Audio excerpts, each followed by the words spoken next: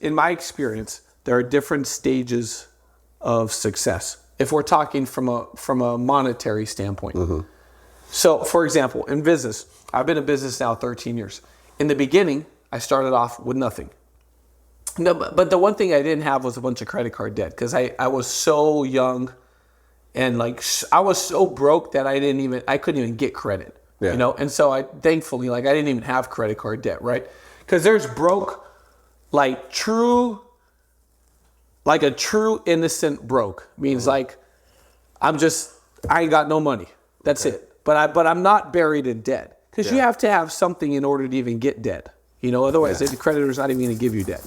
So like from a monetary standpoint, I was just a young innocent broke. Mm-hmm. Wasn't buried in debt, just didn't have any money.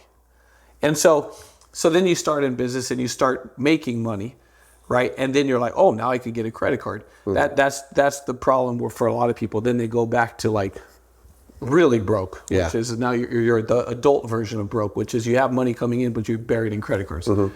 I thankfully never got in that spot. And so then you go like these years in business where you're struggling. And so during the struggle phase, what do? Like you're just kind of in survival mode. For a lot of people, they're in survival mode living on credit cards. Yeah. And then you get to the point where you're making money. So like a lot of people, they hit the 6-figure mark in business. They start making 6 figures. And everyone thinks they're living the dream. But the reality is they're catching up on everything they fell behind on trying to get to that point. Sure, yeah. You know, so you're like, now I'm making 6 figures and I'm still broke, but on paper I look like I'm doing good to the world. Uh-huh. And then if you could get past that, you know, you start saving. But then you started off from nothing. You've worked so hard. So you're like, I'm going to reward myself a little bit, right? Right.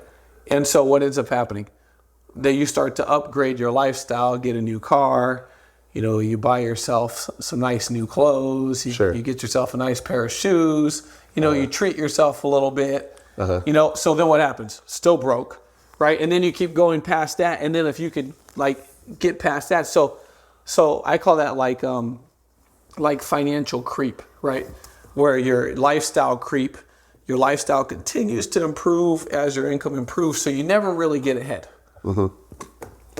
I've been in that spot too, you know, and the problem is I remember Ronnie would always be like, I'd be like, oh, well, dude, I really want to get this car.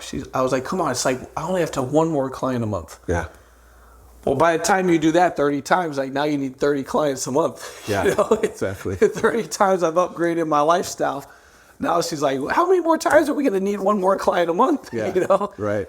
And so, yeah, there's a lot of those phases. But I think if you don't save money, then you never get ahead. Saving money is so important. And if I could go back, I would have saved money 8 years sooner. You know, that would be good advice. That would be a big thing. You put a couple $100,000 in the bank, and you tithe and you do everything you know that you're supposed to do along the way. Then it's a lot easier. You know, it's a lot easier.